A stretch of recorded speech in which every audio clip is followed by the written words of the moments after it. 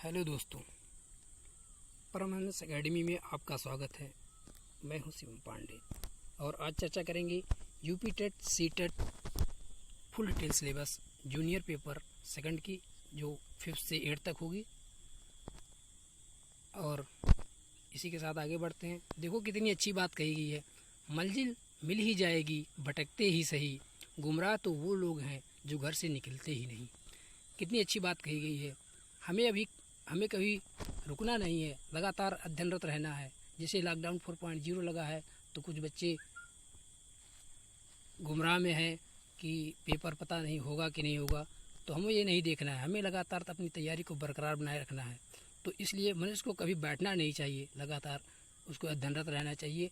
और अगर हमारे इस चैनल पे आप नए हैं तो प्लीज़ इसे लाइक करें और हमारे चैनल को सब्सक्राइब करें और दोस्तों में ज़्यादा से ज़्यादा शेयर करें। और हम आपका ज़्यादा समय नहीं लेंगे और आगे अपना नेक्स्ट बढ़ते हैं। इसमें टोटल 4 पेपर हैं। इसमें पेपर फर्स्ट है बाल विकास और अध्यापन। इसमें है बाल विकास का अर्थ, आवश्यकता और क्षेत्र, बाल विकास की अवस्थाएं, शारीरिक विकास, मानसिक विकास, संवेगात्मक विकास, भाषा विकास। इसमें है अभिव्यक्ति क्षमता का विकास। उसके बाद है सृजनात्मकता एवं सृजनात्मक क्षमता का विकास। फिर है इसके बाद दोस्तों बाल विकास के आधार एवं उनको प्रभावित करने वाले कारक, जैसे है वंशानुक्रम एवं वातावरण, जो बेहद ही इम्पोर्टेंट है टेट के नज़रिए से। इसमें पारिवारिक, सामाजिक, विश्वविद्यालयी, संचार माध्यम आदि। अधिगम, सीखने का अर्थ प्रभावित करने वाले कारक, अधिगम की प्रभावशाली विधियाँ, इसमें सारी चीज़ें बताई गई हैं।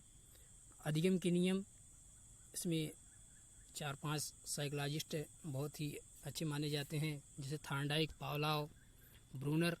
इन्होंने अधिगम के बहुत ही अच्छे नियम दिए हैं, उसके बारे में चर्चा की जाएगी। उसके बाद अधिगम में उनका क्या महत्व है, इसके बारे में चर्चा की जाएगी। फिर है अधिगम के प्रमुख सिद्धांत तथा शिक्षण में उनकी क्या व्यावहारिकता एवं उपयोगिता है, इसके बारे में फुल डिटेल चर्चा की जाएगी आगे वीडियो में। फिर है थार्नडाइक का प्रयास एवं त्रुटि का सिद्धांत, जो टेट के नज़रिए से बहुत ही इम्पोर्टेंट है। फिर है कोहलर का सूझ या अंतर्दृष्टि का सिद्धांत। फिर है पियाजे का सिद्धांत। फिर है व्याग्यास्की का सिद्धांत। इसमें सीखने का वक्र है, अर्थ एवं प्रकार है, सीखने में पाठन का अर्थ और कारण एवं निराकरण। इसके बाद है भाषा, जो सभी के लिए है। इसमें भाषा में हिंदी, जिसमें है पहला है अपठित अनुच्छेद, फिर है संज्ञा एवं भेद, फिर है सर्वनाम एवं भेद, विशेषण एवं भेद, क्रिया एवं भेद, उसके बाद वाच्य। फिर है हिंदी भाषा की समस्त ध्वनियाँ, संयुक्ताक्षर, संयुक्त व्यंजनों एवं चंद्र बिंदु में क्या अंतर है, इसके बारे में। फिर है वर्णक्रम, पर्यायवाची, विपरीतार्थक, अनेकार्थक, समानार्थक शब्द। इसके बाद है अव्यय के भेद, अनुस्वार के भेद, रा के विभिन्न रूपों का प्रयोग क्या क्या है, इसके बारे में चर्चा की जाएगी। वाक्य निर्माण, विराम चिन्ह की पहचान एवं उपयोग उसका क्या है, इसके बारे में चर्चा की जाएगी। वचन, लिंग एवं काल का प्रयोग,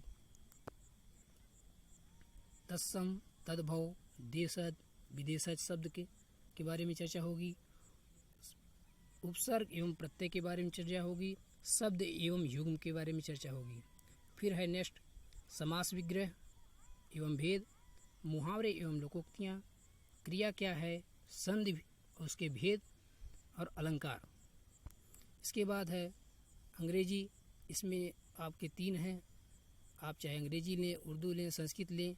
जो आपके प्राइमरी में आप जो सेलेक्ट करेंगे वही जूनियर में भी आपको सेलेक्ट करके आपको करना रहेगा। अंग्रेजी में जैसे हैं संज्ञा और इसके प्रकार, सर्वनाम और इसके प्रकार, क्रिया और इसके प्रकार, विशेषण और इसके प्रकार, पूर्व सर्ग और इसके प्रकार, संयोजक और इसके प्रकार क्या क्या हैं, चौराहा, एक वचन और बहुवचन के बारे में। उसके बाद व्यक्तिपरक और विधेय क्या है, इसके बारे में चर्चा की जाएगी। नकारात्मक और पूछताछ वाक्य। उसके बाद है मर्दाना और स्त्री वाक्य। फिर है विराम चिन्ह। फिर है रूट शब्दों के साथ प्रत्यय कैसे लगाया जा रहा है, लगाया जाएगा, इसके बारे में भी आपको बताया जाएगा। वाक्यांश क्रिया, उसके बाद है किसी का उपयोग, कोई नहीं कोई भी। उसके बाद है शब्द भेद, सक्रिय और निष्क्रिय आवाज़, एंटोनिम्स और समानार्थी शब्द। इसके बाद होमोफोन्स का उपयोग कैसे किया जाए। उसके बाद वाक्यों में अनुरोध का उपयोग। उसके बाद शब्दों में चुप अक्षर जो साइलेंट होते हैं उनके बारे में चर्चा की जाएगी। उसके बाद है उर्दू, इसमें जो बच्चे उर्दू से देना चाहते हैं वो उर्दू से चूज करके अपना दे सकते हैं।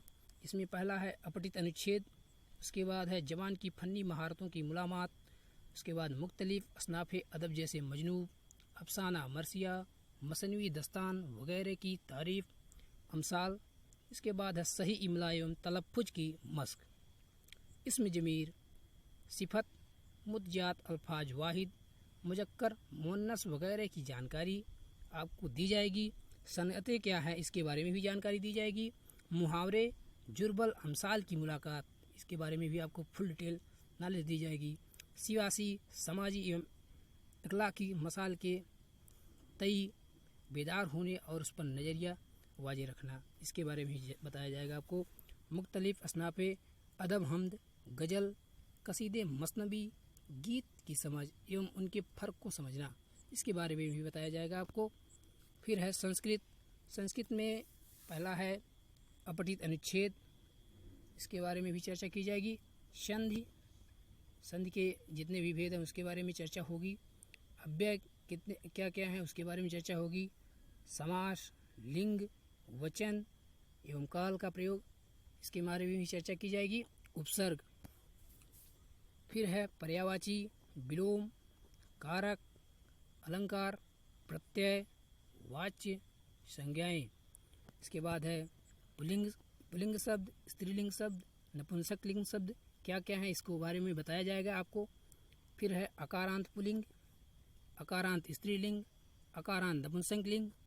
फिर है उकारांत पुल्लिंग, उकारांत स्त्रीलिंग, उकारांत नपुंसकलिंग, इकारांत स्त्रीलिंग, इकारांत पुल्लिंग, इकारांत नपुंसकलिंग, रिकारांत पुल्लिंग, इसके बारे में डिटेल चर्चा की जाएगी। और आगे है गणित, इसमें प्राकृतिक संख्याएं क्या हैं इसके बारे में आपकी चर्चा होगी। फिर है पूर्ण संख्याएं क्या हैं, परिमेय संख्याएं क्या हैं, इसके बारे में विस्तृत जानकारी आपको दी जाएगी। पूर्णांक के बारे में बताया जाएगा। कोष्ठक, लघुत्तम समापवर्तक एवं महत्तम समापवर्तक, जिसे हम एचसीएफ और एलसीएम भी कहते हैं।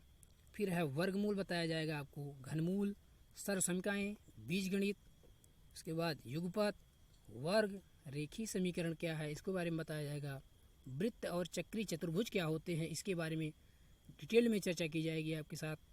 वृत्त की स्पर्श रेखाएं क्या होती हैं, वाणिज्य, गणित, बैंकिंग और सांख्यिकी के बारे में भी बताया जाएगा। पाई एवं दंड चार्ट, अवर्गीकृत आंकड़ों का चित्र, कार्तीय तल, क्षेत्रमिति, घातांक, सामुदायिक मूल्यांकन, उपचारात्मक शिक्षण की समस्याएं। इसके बाद है इसमें से 60 क्वेश्चन आएंगे। इसमें विज्ञान वर्ग और कला वर्ग के दोनों स्टूडेंट रहेंगे।